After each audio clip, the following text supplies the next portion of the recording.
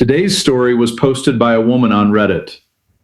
Okay, so I need to tell you about the day I lost a boyfriend over a pee funnel. Yes, you heard that right, a pee funnel.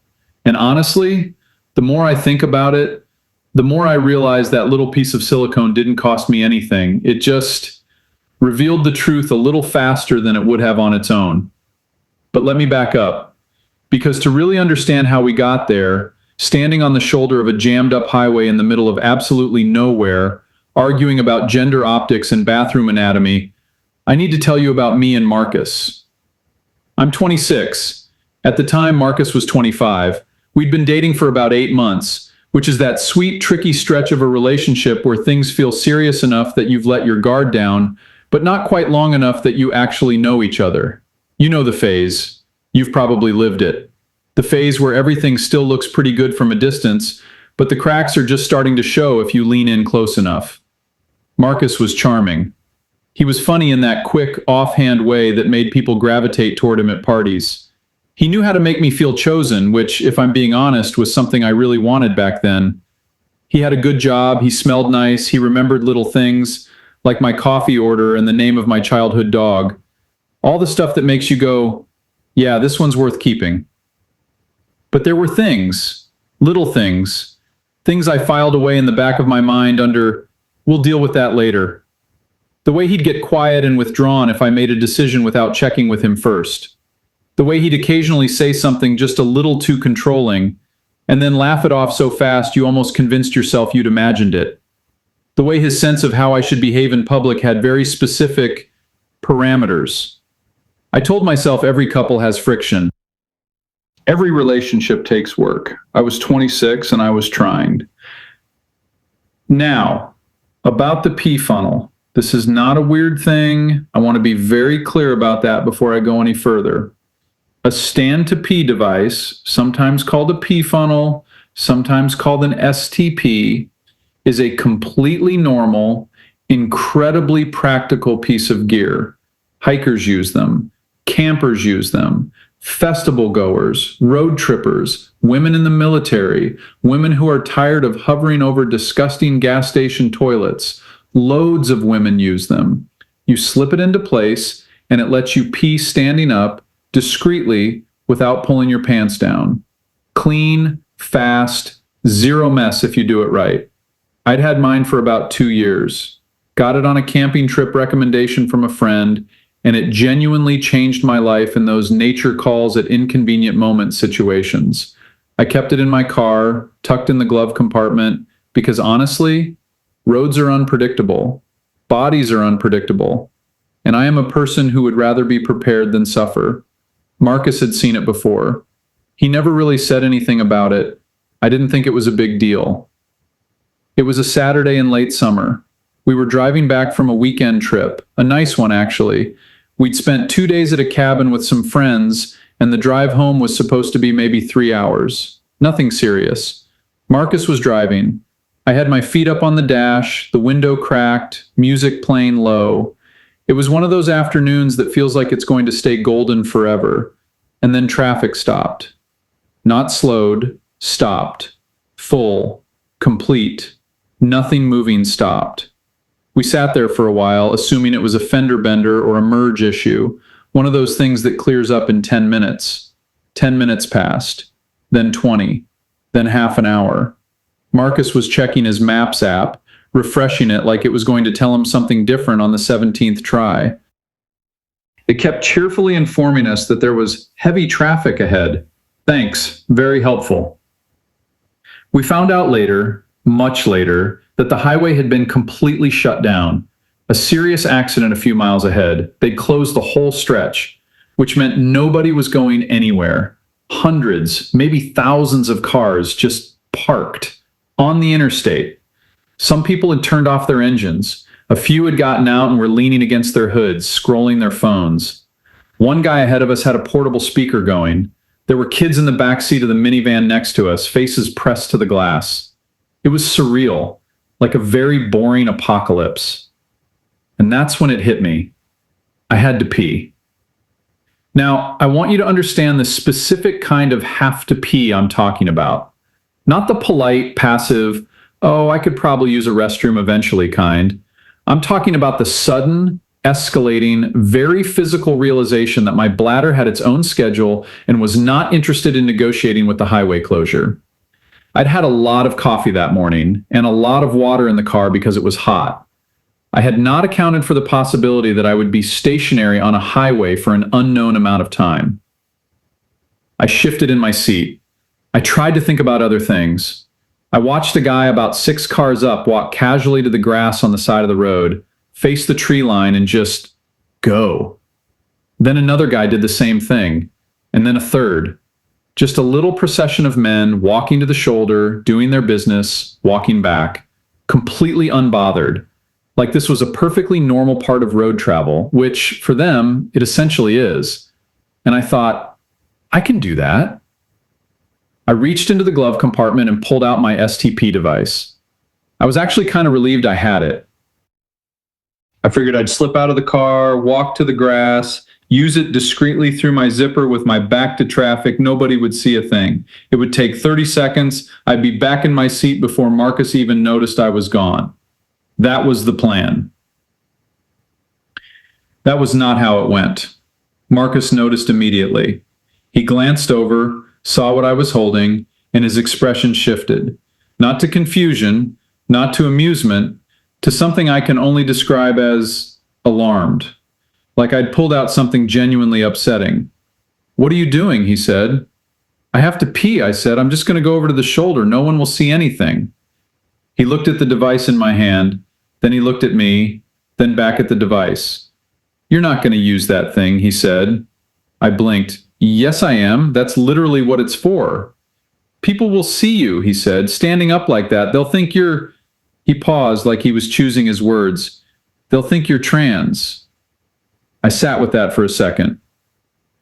"Marcus," I said slowly, "plenty of women use pee funnels.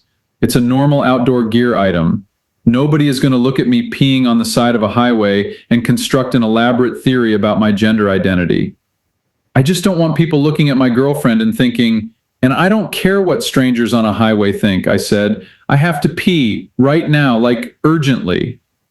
"Then squat," he said. Just like that, like the solution was obvious. Squat. "Marcus, I'm not squatting on the side of a highway. Do you know how exposed that is? My whole everything would be visible. I'd have to pull my pants halfway down, and I'd probably get pee on my shoes. This device takes 30 seconds and no one sees anything." He crossed his arms. He actually crossed his arms. "I just think you should do it the normal way," he said. "The way girls do it." The way girls do it. I want to pause here and let that sentence breathe for a moment. The way girls do it. Because apparently the way girls do it, according to Marcus, sitting comfortably in the driver's seat with his bladder fully under control, is to crouch in public with their pants down on the shoulder of a busy highway, fully exposed to hundreds of stationary, bored people with nothing better to do than look out their car windows. That is the dignified, feminine, normal way. Whereas using a small, discreet device that lets me remain fully clothed and pee in 30 seconds with my back to traffic is problematic. I genuinely didn't know what to say. I was also, I cannot stress this enough, very urgently in need of a bathroom. "Marcus," I said, keeping my voice very calm, "I'm going to go pee now. I'll be back in a minute." "I'm asking you not to," he said.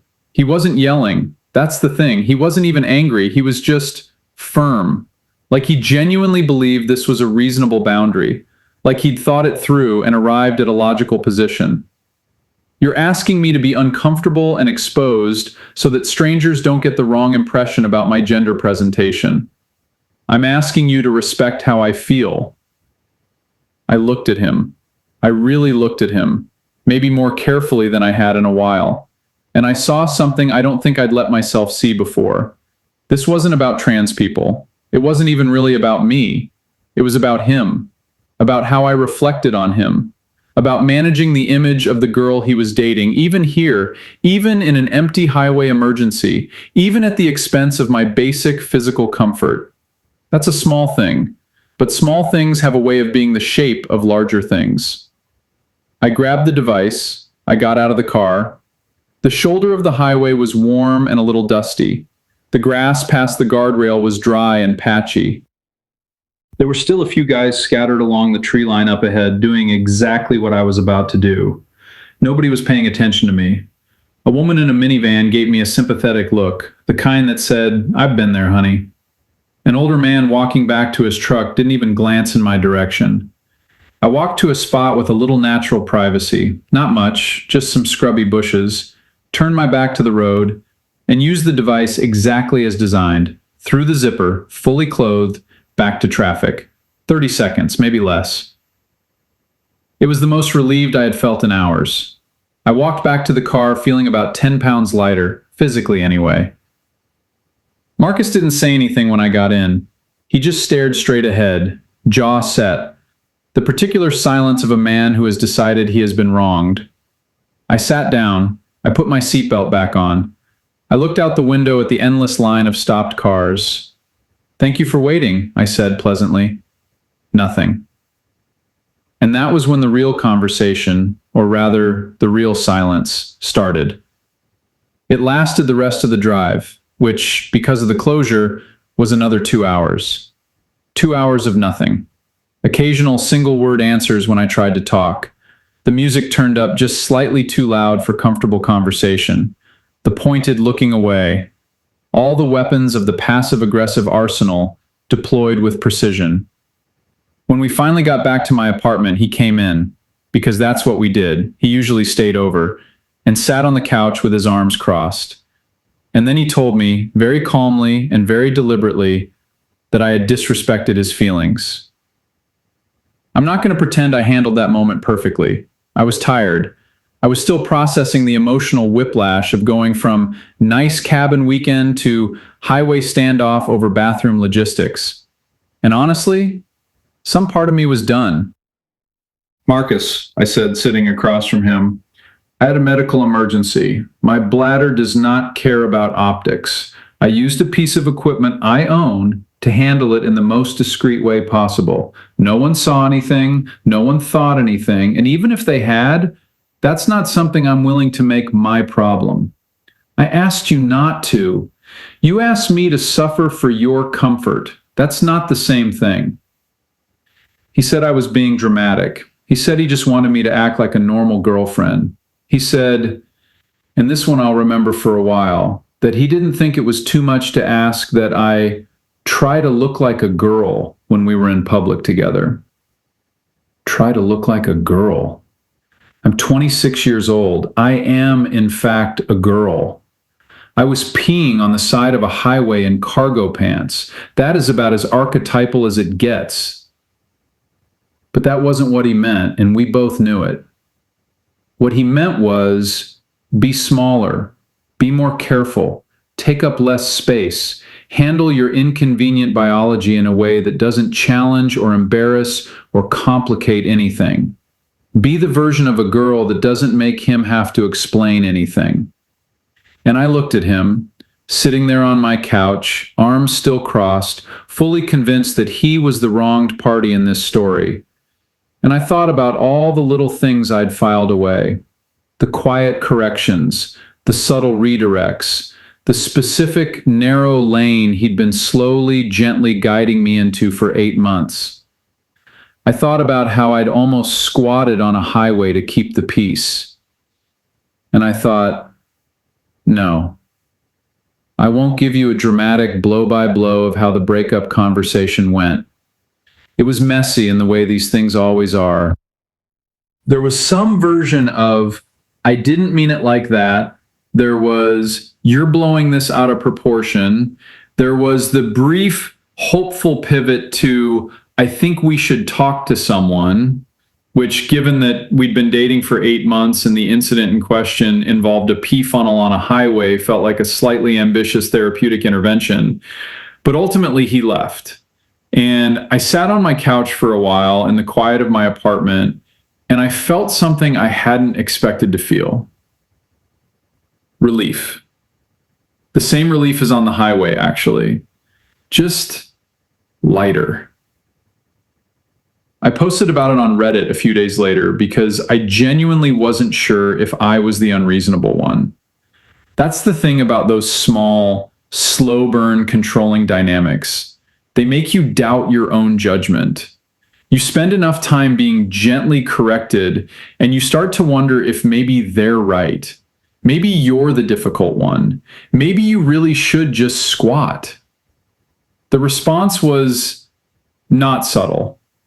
Thousands of comments, the overwhelming consensus being that no, I was not the problem. That yes, there were red flags in that story that had nothing to do with the P funnel. That a partner who is more concerned with how your bathroom emergency reflects on his image than with your basic physical comfort is a partner who has made it very clear where his priorities lie. And the comments about the P funnel itself were delightful. Women sharing their own hiking and road trip stories, recommendations for different brands. One woman who said she'd used hers at a Metallica concert and it was life-changing. A genuine community moment. I posted an update about a week later, short and sweet. Yes, he's an ex-boyfriend now. Yes, there were other red flags. This wasn't the first time, it was just the clearest. I kept the P funnel.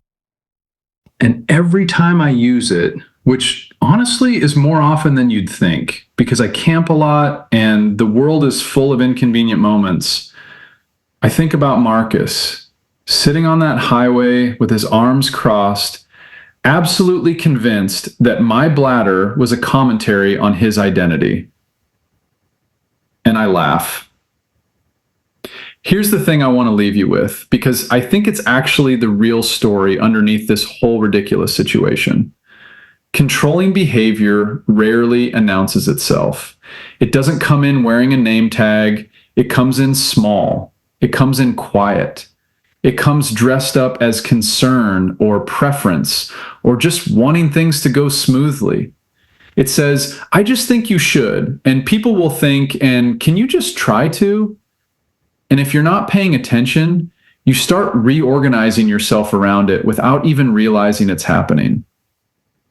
The P funnel was just the moment I happened to be paying attention. A highway standstill, a desperate bladder, a small silicone device doing exactly what it was designed to do, and a boyfriend who, faced with the completely benign sight of his girlfriend solving a practical problem in a practical way, decided that the problem worth solving was how it looked for him. I don't have a tidy philosophical conclusion. I just know that I drove home from that cabin with two things in my car, a P funnel and a relationship. And I came home with one. I think I made the right call. Thanks for listening. If this story made you laugh or made you think or reminded you of something you've been filing away under, we'll deal with that later. Maybe give that file a second look. And if you're ever stuck in a traffic jam with a desperate bladder and no cover, get yourself a P funnel. Trust me.